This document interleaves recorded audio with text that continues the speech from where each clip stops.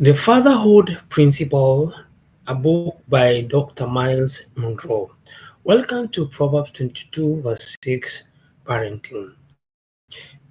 This is where I help parents raise boys and girls according to Proverbs 22, verse 6. My name is Martin, and you are in the right place. Before you can raise a Proverbs 22 verse 6 boy or girl, you have got to earn the merit. You must be to do, you must become. So there's a process that leads to you being programmed so that spiritually, mentally, emotionally, and physically you are positioned for that mandate. God will never send you to do an assignment until He has equipped you. The disciples were told to wait in the upper room until they were endued with the power, until they were filled with the Holy Spirit. So He was not to send them before He equipped them. In the same way, Proverbs 22 verse 6 is God's call on mothers and fathers. Before you can execute that call, you've got to present yourself for molding, for shaping, for grooming, for programming to become that parent, to become that mother. I want to challenge you to go to the book of chapter, Judges chapter, Judges chapter 16. Yes. No, Judges chapter 13. Okay. I want you to go read the story of the birth of Samson.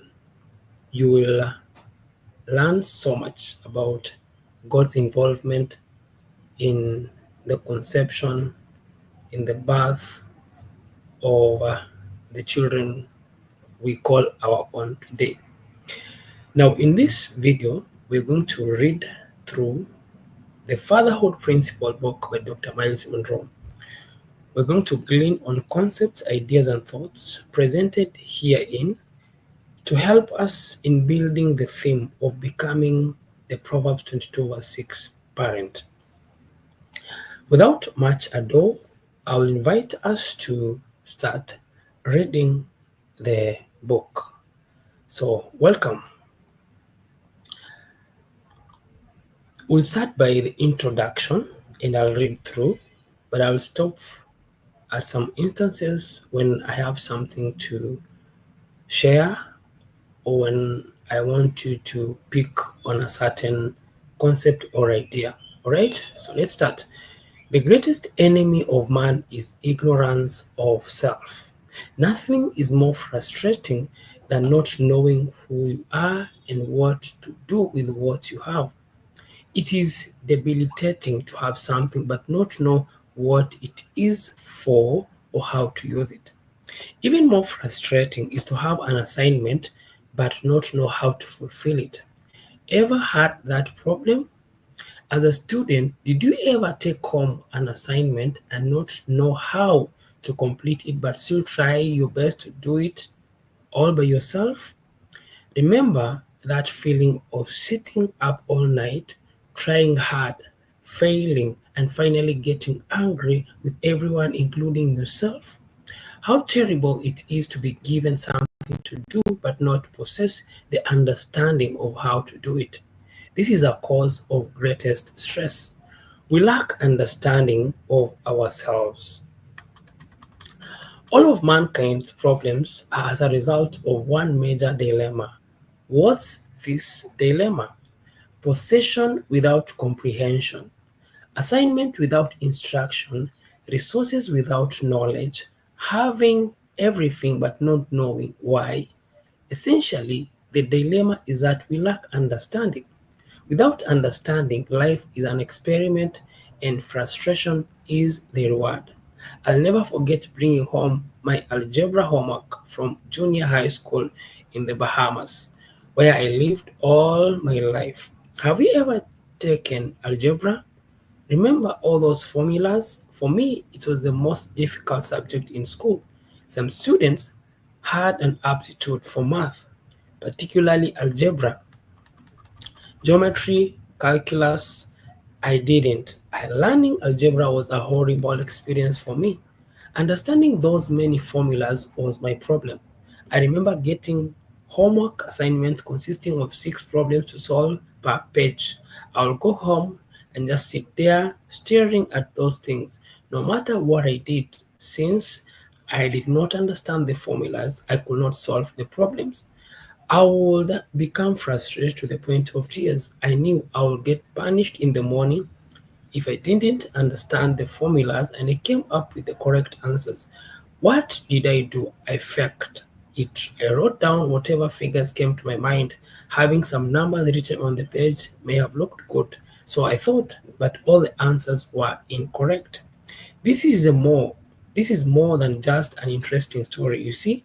When it comes to the issues of life, we often do the same thing I did with my algebra assignments. When problems arise, we do not understand the problems, much less life itself, so we fake it. Although I tried to make the figures work out the way I wanted, the way they were wrong because I didn't understand the formulas. When test time came, my lack of understanding brought me the final result of faking it, failure.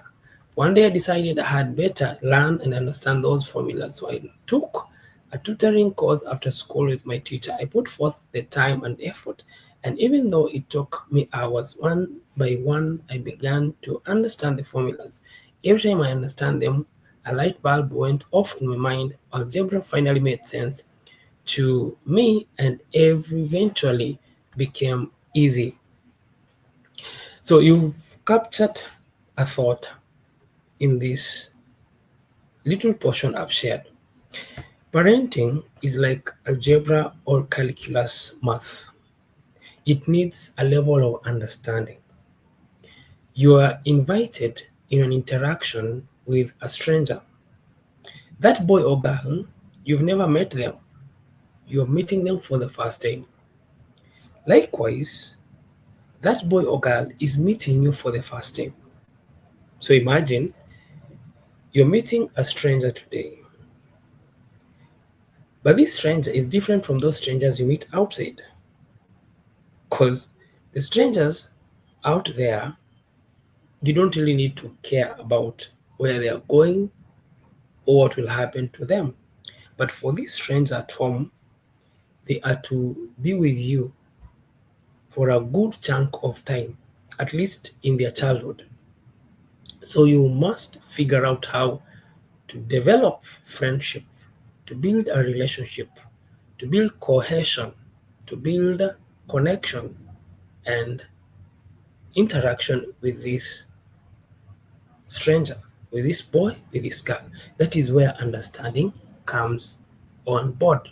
So Miles Monroe has given us an analogy of how when you insist on engaging in algebra math or calculus math without understanding, you get yourself trouble.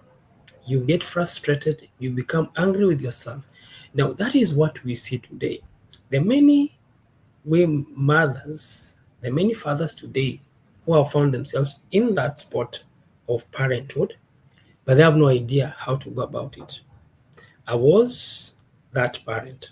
I got into parenting and I thought like I've figured out how to do it. Wait a minute. Then I began to see the child evolve and their evolution sent shocks all through my body because I was expecting to see a manifestation of a certain image, but what I saw was strange to me. And that's when I began to ask questions. Is there something I don't know about parenting? Because I had already made up my mind. I wanted to raise a balanced and a godly child. So we'll continue with the next portion in the next video. Until then, it was a pleasure to have you watch and listen.